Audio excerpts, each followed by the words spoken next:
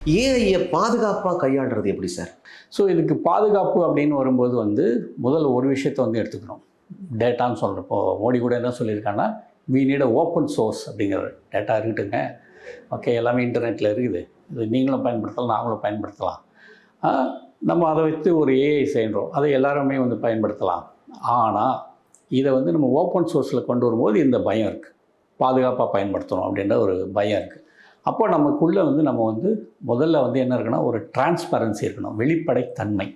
இந்த டேட்டாவை எங்கேருந்து எடுத்தேன், எதுக்காக பயன்படுத்துகிறேன், எத்தனை முறை பயன்படுத்துறது, என்னெல்லாம் செஞ்சிட்ருக்கேன் அப்படிங்கிறது ஒரு வெளிப்படைத்தன்மை.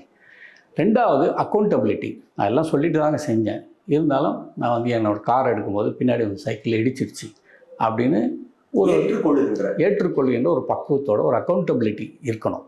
எந்த ஏஐ எந்த நிறுவனம் உருவாக்கினாலும் சரி, இதெல்லாம் இருந்தால் கூட நான் அறத்தோடு தான் செயல்படுறேன். இப்போ டீப் சீக்குன்னு ஒன்று சைனா உருவாக்கின ஒரு ஏஐ.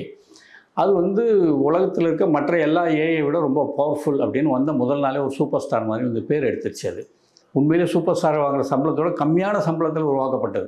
வெறும் 54 கோடியில் அதை உருவாக்கியிருக்காங்க. பல மில்லியன் ட்ரில்லியன் செலவு பண்ண ஏஐ விட வெறும் நம்ம தமிழ் சினிமா நடிக்கிற ஹீரோ வாங்குகிற சம்பளத்தில் பாதி தான் வாங்கியிருக்கு.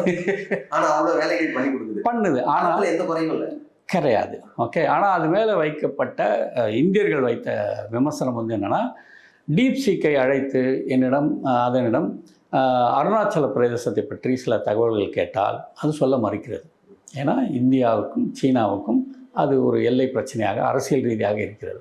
ஓகே, அப்போ அதை பற்றி நான் சொல்ல மாட்டேன் அப்படின்னு சொல்லுதுன்னா என்ன அர்த்தம்னா, அந்த டீப் சீக் அதுக்கு கீழே இருக்க தரவுகளில் அருணாச்சல பிரதேசத்தை பற்றி சொல்லாத அப்படிங்கிற ஒரு கட்டுப்பாடு கொடுக்குது. ஸோ இப்போ நான் ஏஐ பயன்படுத்த ஆரம்பிக்கிறேன், முழுக்க டீப் சீக்கை பற்றியே வைத்தே நான் பழகிறேன் அப்படின்னா, எனக்கு அருணாச்சல பிரதேசம் இந்த உலக மேப்பில் ஒன்று இருக்கிறதே மறந்து போய்டுவேன். தெரியாதுல்ல, மறைக்கப்பட்டுரும்ல. ஸோ அந்த மாதிரி இருக்கக்கூடாது, டிரான்ஸ்பரண்ட்டாக இருக்கணும். ஓகே, அதில் அரசியல் சார்பு எதுவும் இருக்கக்கூடாது அப்படிங்கிறது ஒன்று. ரெண்டாவது மிக முக்கியமானது, இதை நான் எந்த காலத்திலையும் தவறான விஷயங்களுக்கு பயன்படுத்த மாட்டேன். நான் இன்னொரு நாட்டின் மேல் போர் தொடுக்கவோ, அவங்களுடைய பொருளாதாரத்தை சீர்குலைக்கவோ, இல்லை அவங்களுடைய என்விரான்மெண்ட்டை பாதிக்கிற அளவுக்கோ, ஏன்னா எல்லாமே டேட்டா அடிப்படையில் தானே இயங்குது. I can even hack a satellite. Okay, அதை ஹேக் பண்ணுறது நான் ஒரு ஏஐ வைத்து அதுக்கு தப்பான டேட்டா கொடுத்து அங்கே பதிவு வச்சுட்டேன்னா என்ன ஆகும்? ஸோ இதெல்லாம் செஞ்சிடக்கூடாது அப்படிங்கிற ஒரு என்ன சொல்வது, ஒரு அறம் ஒன்று இருக்கணும் அப்படிங்கிறதான் இதில் முக்கியமானது.